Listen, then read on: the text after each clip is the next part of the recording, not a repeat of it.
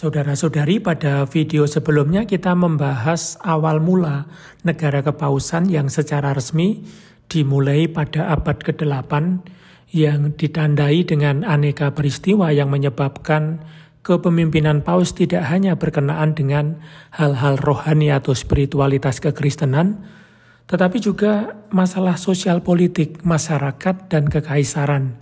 Tentu pada video kali ini kita tidak akan membahas secara detail sejarah, tetapi sejarah hanya akan kita singgung sejauh itu berkaitan dengan bagaimana kedaulatan politik itu akhirnya diterima atau didapat oleh paus yang de facto digunakan untuk menjalankan negara kepausan selama berabad-abad.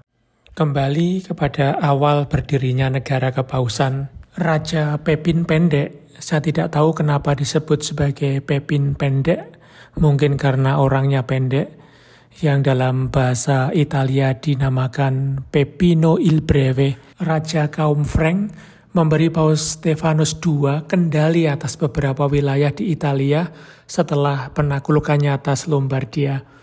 Sumbangan ini mempererat hubungan antara kaum Frank dengan gereja Katolik atau tata suci. Sebagai imbalan atas sumbangan tersebut, Paus memberikan legitimasi kepada kaum Frank untuk memerintah di wilayah Perancis dan bagian Eropa lainnya.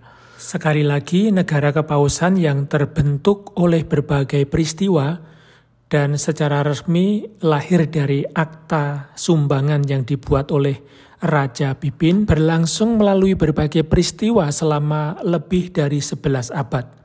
Hingga tanggal 20 September tahun 1870 ketika Roma diduduki oleh pasukan Piedmont di bawah komando Jenderal Cadorna. Dengan didudukinya Roma oleh pemerintah Italia, masalah serius hubungan antara negara dan tahta suci muncul. Pada tanggal 2 Oktober tahun 1870 terjadi sebuah plebisit, yakni tindakan yang menggabungkan provinsi-provinsi baru ke Italia. Penyatuan seluruh wilayah Italia ini dilaksanakan oleh Raja Victor Emmanuel II. Dan pada tanggal 9 Oktober dikeluarkanlah sebuah dekrit undang-undang nomor 5903 yang menyatakan bahwa kota Roma menjadi bagian integral tak terpisahkan dari kerajaan.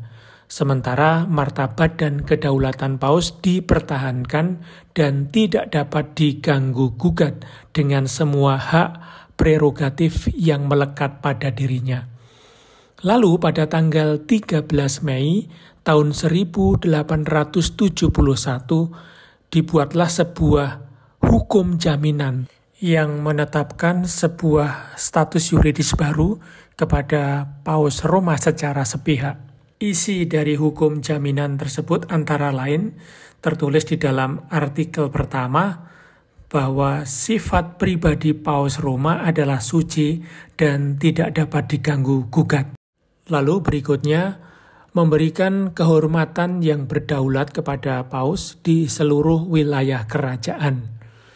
Yang ketiga, kewenangan untuk menentukan jumlah pengawal yang melindungi Paus. Lalu juga tahta suci berhak menerima sumbangan tahunan sebesar 3.225.000 lira.